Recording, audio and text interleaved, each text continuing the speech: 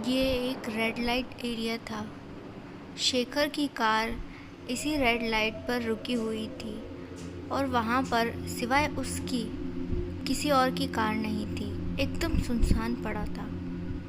तभी दूसरी रास्ते की ओर से शेखर ने देखा कि एक आदमी जिसने काले रंग का बड़ा सा कोट पहना था और सर पर काले रंग की ही हैट पहनी थी और साथ में उसने अपने हाथों में एक रस्सी पकड़ी हुई थी जिसके एक सिरे से एक काले रंग का ताबूत जुड़ा हुआ था और उस ताबूत के अंदर से लगातार ऐसा लग रहा था जैसे कोई अंदर की ओर से बाहर की ओर फोर्स लगाकर बाहर निकलने की कोशिश कर रहा हो और उसमें से किसी लड़की की चीखें भी सुनाई दे रही थी।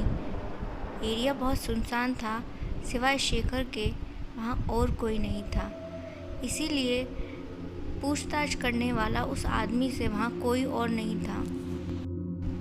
तो यहाँ पर ये जो काले रंग की हैट पहने हुए जो आदमी था वो उस ताबूत को खचेड़ते हुए एक पास ही एक जंगल था उस ओर लेकर जा रहा था। शेखर को ऐसा लगा कि उसे उस आदमी के पीछे जाना चाहिए, लेकिन कार को वो उसी रास्ते छोड़ दिया क्योंकि अगर वो कार से उसके पीछे जाता तो उसे पता चल जाता। वो दबे पाँव धीरे धीरे उस आदमी के पीछे चल दिया और वो आदमी भी अपनी ही मस्ती में जंगल की ओर जा रहा था।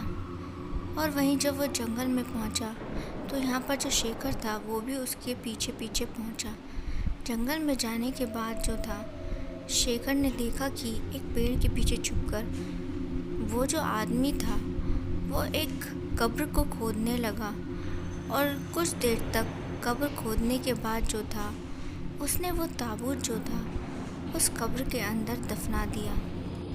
इसके बाद वो काले कोट वाला आदमी उस ताबूत को उस जंगल में दफनाने के बाद वहाँ से निकल गया।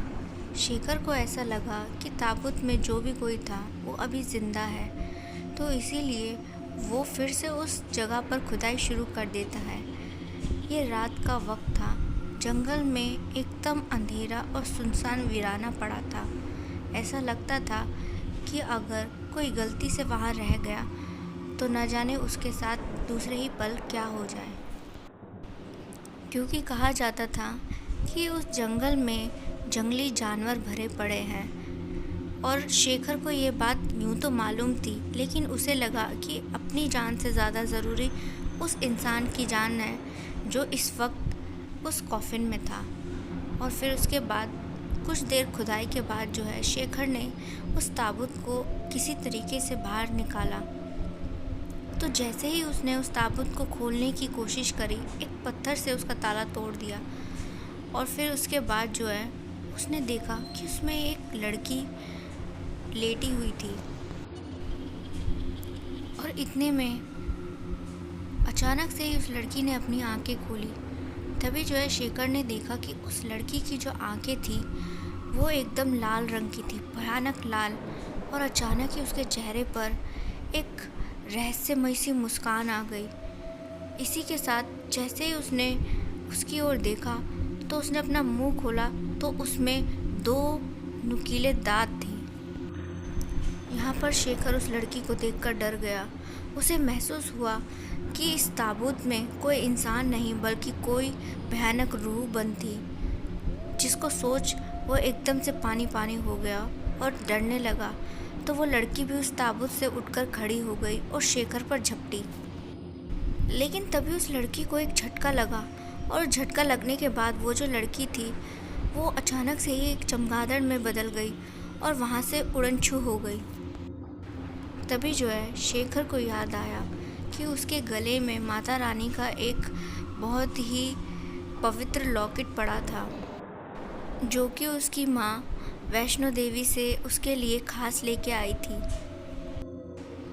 उस लॉकेट को अपने माथे से लगाकर यहाँ पर शेखर ने कहा, माता रानी की जय हो, आज मैं उस मुसीबत से बच गया, नहीं तो वो मुझे ज़िंदा नहीं छोड़ती। यहाँ पर शेखर तुरंत ही उस जंगल से बाहर आया और अपनी कार में बैठकर जब घर पहुंचा तो अपनी माँ को वो सब दिया।